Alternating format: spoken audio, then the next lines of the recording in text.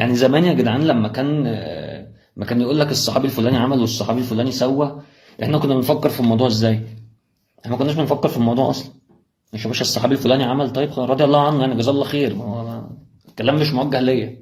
يعني الصحابي الفلاني عمل ده، الكلام ده كلام خطب، يعني ده كلام ده في زمن ماضي، ده زمن ولا ايه الصحابي عمل انا عمل. عمر حد فينا سمع ان صحابي عمل حاجه عظيمه فقعد يفكر بقى يا انا تعالى نتعظ ونتعلم وابدا. انا ما شفتهاش، يعني لو انت شفتها انا ما شفتهاش. لا شفتها ولا انا عملتها، ولا مثلا شفت صحابي يعني انا اصحابي بيصلوا الجمعه وان شاء الله خير، هنصلي الجمعه وان شاء الله الدنيا هتمشي بس. انما ان اشوف صحابي بقى لا الكلام ده مش لينا. اللي جد بقى في الموضوع ده الجديد بقى، ده الجديد منه، ان النهارده 5 ساعات سواقه من هنا في صحابه عادي، في ناس بقى لها 40 يوم بتحارب 3 بلاد وما بتخسرش، صحابه يعني اللي معاه ربنا يمشي على الميه. فلو الحكايه كده، يعني لو في بقى ان اللي معاه ربنا يمشي على الميه، خدوني امشي معاكم، انا عايز امشي على الميه. هو مين فينا مش عايز يمشي على الميه؟ ما ده اللي انا جاي اقوله لك بقى. هو انت ما فيش حاجه في حياتك تخليك عايز تمشي على الميه؟ يعني ما هو اللي معاه ربنا بيمشي على الميه، اللي معاه ربنا الكون كله بيتسخر يحل له حكايته. اللي معاه ربنا معاه قوه خارقه عادي ممكن يولع في مركبه بولاعه 5 جنيه. هي لو ماشيه كده خدونا معاكم، ما انا اكيد في حاجات في حياتي عايز احلها. يعني اكيد عايز امشي على الميه، يعني اكيد انت مش مبسوط بحياتك 100%، اكيد انت محتاج. يعني لو في الدنيا اوبشن القوه الخارقه، طب ما تجيب منه، هات القوه الخارقه. فالناس قدامنا اهو، الناس ده تعالى نشوف بقى الناس دي بتعمل ايه. فرقم واحد بص في ورقتك، ده وجهة نظري انا، ممكن وجهة نظري تبقى غلط، ممكن اقول لك كلام مش كامل، ممكن انسى حاجة، بس انا وجهة نظري رقم واحد بص في ورقتك، استعين بالله واستغنى عن اي حاجة. ده اللي الناس دي عملته. الناس دي اتحصرت 15 سنة، ما عادوش يقولوا اصل اقتصاد البلد، هو لا في اقتصاد ولا في بلد. ما عادوش يقولوا اصل ظروف العالم كله ضدهم. مع مثلا اصل لا القياده السياسيه وابو مازن اصلا راح يشتغل في الشاورما وشاف مستقبله وساب القصه دي خلاص، مش شغاله الحكايه دي. ومع ذلك الناس في 15 سنه حصار قاعدين في السجن انتقلوا من الطوبه للصاروخ. فانت ايه ظروفك؟ ايه مشكلتك؟ يعني انت ايه مشكلتك؟ قصتك اصعب من ده في ايه؟ لا يا انت يا باشا انت مش مستعد تقعد تضحي وتضحى ب 15 سنه، دي الحقيقه. انت مش مستعد لده، ولا انا مستعد لده، ولا احنا مستعدين لده الا من رحم ربي يعني. فما تقوليش الظروف، يعني بعد اللي احنا بنشوفه ده ما تجيش تكلمني في الظروف، لا انت تستعين بالله وتعمل اللي عليك وتحرق نفسك كل يوم ليل نهار لحد ما تعمل اللي انت عايزه. ده المفروض. انا الكلام ده بقوله لنفسي قبل ما اقوله لك يعني. بس هو انت لو جيت تكلمني بقى، يعني في يعني الناس اهم قدامك اهو، فين الظروف وفين البلد وفين الاقتصاد وما فيش حاجه. 15 سنه قاعدين في السجن وتلاقيهم قعدوا يجربوا في نفسهم وفي جتاتهم عشان يوصلوا. يعني الصواريخ اللي انت بتشوفها دي اكيد فرقعت فيهم وهم بيجربوها، وناس ماتت، وناس هم بيحفروا الانفاق اللي هم دلوقتي بيستخبوا فيها دي عشان يعرفوا يحاربوا اكيد ماتوا هم بيحفروها وهيلت عليهم، وناس ماتت تحت. اكيد كل ده حصل، اكيد كل ده حصل تضحيات. في ظروف سيئه، في تضحيات، هتحل بالتضحيات وهتحل بالشغل. بس انت عشان تبقى باصص في ورقتك ومستغني عن العالم ومستغني عن الدنيا كلها والدنيا تمشي معاك، انت عايز العلاقه. يعني ايه عايز العلاقه؟ عايز العلاقه يعني انت يا باشا عشان القنبله الغلبانه اللي في ايدك دي تشيع المركبه، انت عايز العلاقه. انت عايز يبقى في علاقه. انت عايز تبقى يا باشا مربط الدنيا فوق. انت عشان تروح تقرب من المركبه كده وتحط اللغم عليها وتاخد بعضك وتمشي يا باشا، انت اللدى اللي عندكم في البيت فيها سنسور باركينج. انت فاكر المركبه دي عادي كده؟ المركبه دي المفروض تحرقك قبل ما تفكر تقرب منها. فالراجل اللي بيروح يتمشى لحد المركبه ويعلق البتاع فيها وياخد بعضه ويمشي ومصورها لك لايف، يا باشا ده احمد الاسواني اللي بينزل يصور في سوق السيارات ما يعرفش يقرب بالعربيات هناك كده، صاحب العربيه يهشه. معجزات دي معجزات. ما هو اللي انا بكلمك فيه، ما هو انا بقى ده اللي خوتني ان دي الناس دي بتمشي على الميه حرفيا. معجزات بالعلاقه. ما هو عشان هو اجتهد وعمل اللي عليه وتحدى الظروف وكل الكلام ده، بس عشان يوصل ان هو اللغم اللي هو عمله ده يتمشى لحد المركبه ويحطه على الدبابه ويمشي ويصوره لك لايف ويروح. دي العلاقه. انا كان عندي 2 صحابي في الجامعه، الاثنين دول واحنا داخلين الامتحان، في واحد منهم كده لما يقول لي انا ما لحقتش اذاكر الحته دي مش جايه في الامتحان، انا عارف انها مش جايه في الامتحان. انا عارفه الراجل مصلي الفجر وهو جاي، وراجل بيقول اذكاره، راجل طول الوقت يقول لنا يا جدعان ما نسيبش فرضنا، راجل طول عمره محترم، راجل ملوش في الغلط، راجل ماشي صح. الراجل ده كان يعمل اللي عليه ويقعد يذاكر طول الليل، لما يجي لي الصبح يقول لي انا ما لحقتش اذاكر الحته دي، ما بذاكر دي مش جايه في الامتحان، ده ربنا مش هيأذيه، ده بيخلص بالعلاقه. هو ده اللي انا بكلمك فيه بقى. وهي واحد تاني صاحبي لو في حته ما ذاكرهاش بتيجي في الامتحان 4 مرات والامتحان كله بيبقى فيها، يعني الحته دي تعالى انت ملحق. هو ده اللي بقول لك عليه، يعني هو ده اللي انا بقول لك عليه باختصار، يعني بضرب لك مثال بقى في حياتك انت ازاي تخلص بالعلاقه. بيقول لك سيدنا عمرو بن العاص في احد الفتوحات او حاجه من كده يعني، كان طلب من سيدنا عمر بن الخطاب يبعت له مدد. قال له انا عايز 4000 واحد. قال له طب انا هبعت لك 4، الواحد منهم ب 1000. تمام، يبقى كده وصلت لك، يا 4 في 1000 ب 4000، كده وصل لك حقتك، وصلت لك.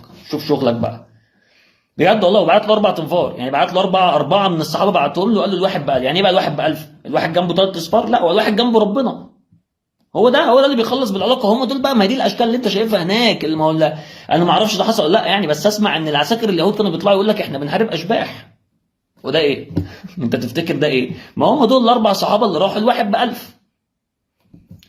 انت تخيل ان انت بتحارب ربنا بيحارب معاك. انت تخيل انت واصل لدي، انت واصل للليفل ده، ان انت لما بتحارب ربنا بيحارب معاك، ان انت لما تعوز حاجه ربنا بيساعدك فيها، ان انت لما بتنزل تشتغل ربنا بيحل لك، ان انت لما بيبقى لك مصلحه ربنا بيقضيها لك. هو ده اللي انا بكلمك فيه. الحاجه الثانيه بقى، وانا يعني انا ما بحبش اخش اصلي في الحته دي، لان الحته دي فيها سن التنميه البشريه كده، وانا التنميه البشريه بجزع منها، بس انا مش عارف اجيبها لك ازاي غير كده، مضطر اجيبها لك كده، استحملني. هو انت مش عارف تبطل السيجاره ليه؟ ايه مشكلتك؟ احكي لي بقى كده عن مشكلتك. ما اصل احنا دلوقتي خلي بالك، اصل احنا الجماعه اللي هناك دول دخلونا في حكايه. انت ايه مشكلتك؟ حضرتك واخد بالك ان في ناس هناك بقى لها 40 يوم من غير اكل وشرب وبنزين وميه وبيحاربوا وعايشين، وانت تقول لي مش عارف استغنى عن النيكوتين؟ ايه يا حاج؟ الدنيا ايه؟ انت تعرف ان في عيل بيقعد 3 ايام تحت الانقاض، لا بياكل ولا بيشرب، وبيطلع عادي بيضحك ومكمل حياته عادي، وانت تقول لي مش، وانت مش عارف تبطل السيجاره 3 ساعات؟ اقول لك على حاجه، انت عايز تعرف انت ايه مشكلتك بامانه؟ انت مشكلتك انك سايب الدركسيون بس، هي دي مشكلتك. انت مشكلتك ان انت نفسك هي اللي سايقه، وانت قاعد بقى عمال بتلعب في التكييف وتوطي الشباك وتلعب في الراديو وبتاع ومستمتع بالرحله، بس مش اكتر من كده. هي دي مشكلتك. انت سايب الطاره، انت حكايه الطاره دي دلوقتي مش شغلاك، هي نفسك سايقه وانت قاعد بتستمتع بالاجواء، هي دي مشكلتك. اي كلام غير كده كلام فاضي، اي كلام غير كده انت بتضحك على نفسك. حضرتك نفسك هي اللي سايقه بس، مفيش اي اسباب تانية. احب اقول لحضرتك عشان بس، ويجي يقول لك بقى ايه، انا هبطل السجاير، بس انا هدخل الاول كورس ايكوس 3 سنين تمهيد، لان لو سبت السيجاره على طول انا انتاجيتي هتقل، الانتاجيه هتنزل. هو حضرتك بتنتج ايه؟ احب اقول لحضرتك ان في اطقم انقاذ في غزه بتشتغل 3 ايام من غير اكل ومن غير نوم، يخش في اليوم الواحد يشيل 20 عماره يطلع الناس من تحتها، وما بياكلش وما بيشربش وما بينامش. وانت تقول لي النيكوتين هيقلل الانتاجيه؟ انتاجيه ايه يا عم؟ اللي انت بتعمل ايه؟ حضرتك بتعمل ايه يا باشا؟ بعد اذنك تعال لنفسك سكه، وقول انا سايب الطاره دلوقتي مريح شويه من موضوع السواقه. تعال لنفسك سكه، ما تشتغلش نفسك. فانت مبطل، انت مش عارف تبطل السيجاره ليه؟ انت مش عارف تبطل السيجاره لان انت مش ماسك الدركسيون. مفيش سبب تاني في الدنيا. انت ما بتنزلش تصلي الفجر ليه؟ انا بقول لك وبقول لنفسي ما بننزلش نصلي الفجر ليه؟ ايه مشكلتنا يعني؟ انت مش كفايه انك بتنام شبعان؟ انت مش كفايه انك بتنام؟ مش كفايه انك بتنام؟ مش كفايه ان عندك سرير؟ ما بتقومش تصلي الفجر ليه؟ طب هي العلاقه هتيجي ازاي من غير ما تصحى الصبح كده تروح لربنا تصلي ركعتين الفجر على الريق يظبطوا لك الترموستات بتاع اليوم؟ العلاقه هتيجي ازاي غير كده؟ يعني انت امتى هتعمل العلاقه؟ يعني امتى هتعمل العلاقه اللي انا بقول لك بقى عليها؟ امتى هتحط الدنيا في حجمها الطبيعي؟ امتى هيبقى عندك مشكله؟ امتى هيبقى عندك مشكله تنزل تحلها في الجامع؟ سمعت عن دي قبل كده؟ انا بقول لك والله، بقول لنفسي تاني برضو، امتى هيبقى عندنا مشكله نقوم نازلين نحلها في الجامع؟ تنزل تصلي الركعتين التمام، بس الركعتين التمام تقوم مسلم تطلع من الجامع، يا المشكله اتحلت يا انت ما بقتش شايفها مشكله. وهو ده بقى النوع اللي احنا اصلا احنا مش عايشينه ولا شايفين ولا دريانين بيه. احنا مش دريانين ان ده احد انواع الحلول، ان انت يا تخرج تلاقي ربنا فعلا حلها لك، يا تلاقيها ما بقتش مشكله، الركعتين حطوها لك في حجمها الطبيعي، انت ما بقتش حاسس بالمشكله. هو انت فاكر ان البشر اللي هناك دول مش بشر زيه وزيك؟ يعني الناس اللي بيموت اهله كلهم وبيقول الحمد لله، في حين ان انت عامل اضراب عن الحياه عشان مش عارف تتجوز البنت اللي انت بتحبها.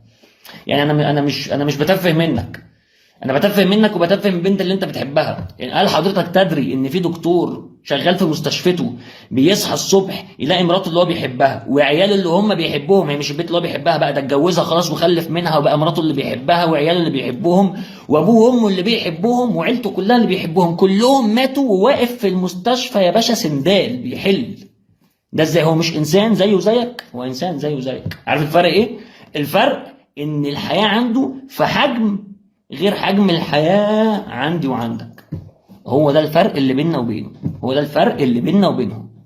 عارف ايه حجم الحياة الطبيعي اللي احنا للاسف عمرنا ما هنوصل له؟ احنا طول ما احنا كده عمرنا ما عارف ايه حجم الحياة الطبيعي. زي ما الراجل قال، الله خلقنا والله بياخدنا والله يفعل ما يريد واحنا الحمد لله صابرين. هو ده حجم الحياه. هو الراجل فاكر، عارف الراجل ابو دقن ده جابها لك في سطر.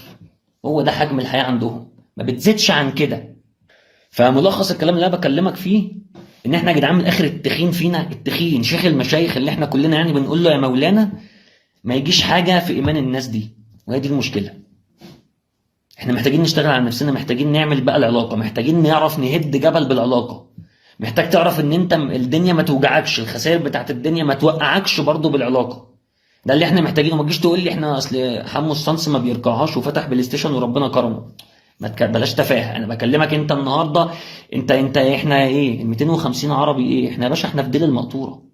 احنا في ديل المقطوره. وانت طموح الناس ايه؟ طموح الناس تهج، اطلع بره اوروبا احنا ايه اللي وصلنا لكده؟ ايه اللي وصلنا لكده؟ بينما اخواتنا بقى الناحيه الثانيه هم اللي هم اخر الشارع، هم موقع 3 من الدول اللي انت بتقول انا عايز اروح اقعد هناك، مرقعهم تحت رجليه بالعلاقه. ومش مرقعهم بيشتمهم ويشتموه، بيحاربهم. هم عندهم تكنولوجيا، هو عنده تكنولوجيا اقل شويه، بس بالعلاقه بقى يا باشا زيح زيح. وده اللي بكلمك فيه. يعني احنا لو 1% بس من العرب والمسلمين ابتدى بس شغل الانتنه كده وابتدى يلقط الرسائل اللي جايه لنا من الناس اللي هناك دي، ما يقدر على القدره اللي ربنا. اسرائيل بقى تنسى المشروع بتاع النيل والفرات ده. شوف بقى مشروع بقى تفتح بلاي ستيشن، تعمل بقى مثلا تشتغل تطوير عقاري وبتاع الاحتلال ديفلوبمنتس والشغل، الحاجات الحلوه اللي ماشيه اليومين دول. ف ربنا يا جدعان يصلح حالنا وحالكم وينفعنا باللي بيدور حوالينا ويهدينا ان شاء الله للي فيه الخير يعني.